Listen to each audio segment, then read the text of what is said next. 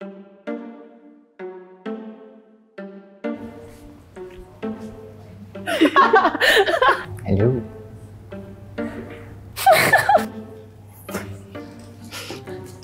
This is gonna be interesting. Hey guys! Hi! So you don't know what you're doing today. Therapizing each other. Do y'all have any expectations for how today will turn out? I wouldn't say expectations. I'd say probably just getting a few things off my chest. The topics over here are quite heavy, to be honest. 1, 2, choose. Okay, you start first. I'm gonna choose like I have felt like insecure. Oh my god, I was gonna pick that. Really? Yeah. I mean, like, personally, I'm not insecure myself, but I feel like people are insecure of me. Wow! People say that I look good, but I feel like I look like shit. So it's just on me. Okay. So that's why sometimes it makes me feel insecure.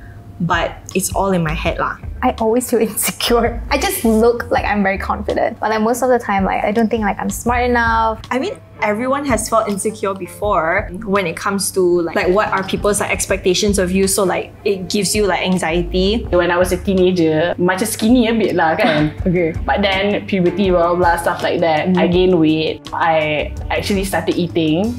It sucks that when I gain a little bit weight and I'm actually happy, people will always try to tear me down by saying like, tengok cermin, gemuknya, macam tu, shit like that kan. Especially like people you barely know saying things like that. And it's like, why are you so insecure about me? I think for me it's more of like the things that people said to me in the past. There was this one time I just Oh, here we go. yeah, I know, right? Like this guy that I dated lah, like I had like a new haircut and I want to like show it off to him. We were gonna do this assignment together. I didn't know how to answer some questions and then he was like, what happened to you? Like you cut your hair already, you become stupid already, is it? I think I have like certain PTSD then that it causes me to feel insecure. All the like the fat shaming, and I'm not even that big or anything ke apa lah. I'm just like, biasa je lah kan. Yeah. I have thighs, I have a You have an ass. I have an ass, You got know. tits. So macam like it took me a long time lah to actually like love myself, you know. I'm still working on it like a bit, but obviously I've never felt more confident lah now. Yeah. It's great. I think I have hated myself also. During secondary school, I have been bullied also. I would say myself not like a typical Malay boy. I don't think I'm masculine enough. So I kena ejek, you know, all the words lah, like pondan, bapuk lah. Maybe because I don't fit into their basket. Like I'm not like them. I cannot be myself in front of them. Like I have to act in a certain ways for them to accept me. So yeah, I have hated myself lah. Like why I'm different compared to other people. But when I dah besar macam ni, I tengok, no lah. Yeah. I rasa macam you should accept yourself first before someone else. Everyone is different. Like the variety of characters that make your life colourful. Dari situ I macam rasa, oh, I should be more proud of myself. I should be more macam terima diri I. You're definitely different from all of us, right? So you're a superstar. You're doing great, man. Yeah. Have thought of killing myself, which is I think this plays into when I had that series of death from my childhood, right? Obviously macam time tu when all that happened, I was darjah 6 and then I was going into form 1 and also imagine like the hormones, you know, like I was, you know, just trying to grow up. Being a teenage girl is not easy. Yeah, dude. exactly. So at that time, I really, you know, was just locking myself in the room, and it was a really tough time for my parents now. Obviously, like this kid just lost like 3 people in a row in a year, and then she's acting out, you know, apa je diorang boleh buat kan? Yeah. I think when I was 15, I don't know why, so young, but yet I was done with life. I was so done with life that I just really wanted to take my own life. I guess at the time, you know, I've never felt so worthless in my life. I've never felt so hopeless before. I just felt like there was no point of me having to just continue on living. The more I look at myself in the mirror, the more I see myself, the more I just don't want to have anything to do with it.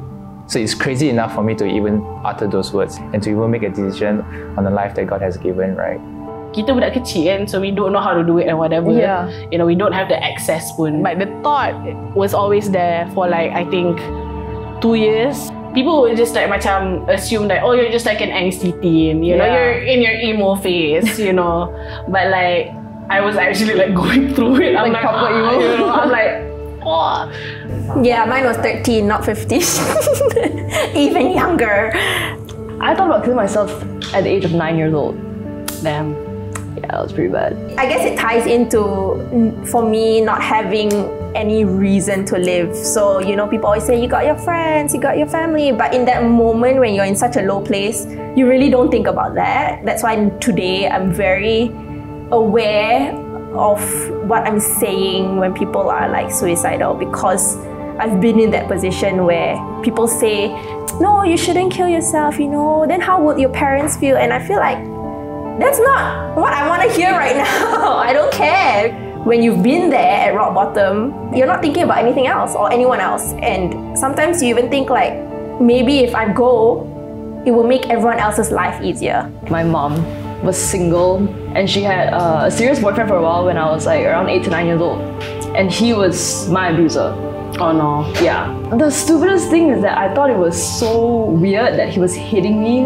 I didn't understand why. I thought it was just like discipline, you know, like Asian parenting, whatever. I must have done something wrong for him to like hit me like this. One day, I think he was hitting me again. I think I asked him, I was like, are you trying to kill me? Like actually. And then he was like, no, I'm so stupid. And then he hits me again. And I'm just like, what if I just kill myself? And he's like, okay, don't tell your mom you said that. I was like, oh, so there's something intriguing with that statement. He's scared of like what I said because of that. So then I started thinking about it. I'm like, if he's scared that I'm gonna do it, I might as well just do it. In a way, much I'm just trying to get back at him.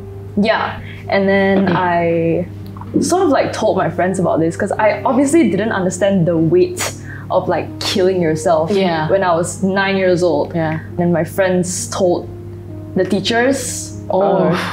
Yeah. But thankfully it was like one of the teachers who was like very understanding. Like she didn't like confront my mom or anything like that.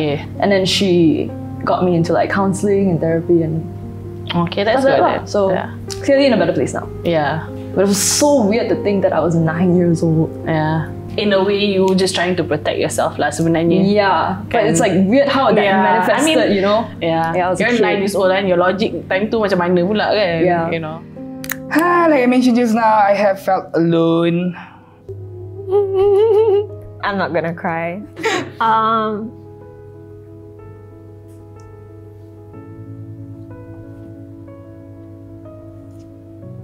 So a lot of people who know me know that I'm like quite, I guess, like sociable person, or like a lot of people think I'm very extroverted. Actually, at the end of the day, when I go home, I actually feel quite lonely lah. People would think like, oh, Zaidi is happy-go-lucky guy, like always smile, gelah haha bising like lemah face, right? But at the end of the day, bila balik rumah, I think like, even though I have a lot of friends, I rasa macam I have no one to share my problem. It actually kind of sucks out because sometimes it feels like people expect me to be kind of like always happy and always like be able to like make jokes, but sometimes I feel like, is that person like who I really am? Like, am I really so happy all the time? Then I pernah drive like at night, 12 AM. Then I just drive. This driving, does it actually help you cope with the feeling? I think because of that, it's the only space that can I express myself. Then after I generate everything, I like, oh. Then tomorrow morning, hey guys, morning. Yeah. And it just feels kind of shit because like everybody expects me to be like that, but nobody actually cares about how I feel when I'm not around them.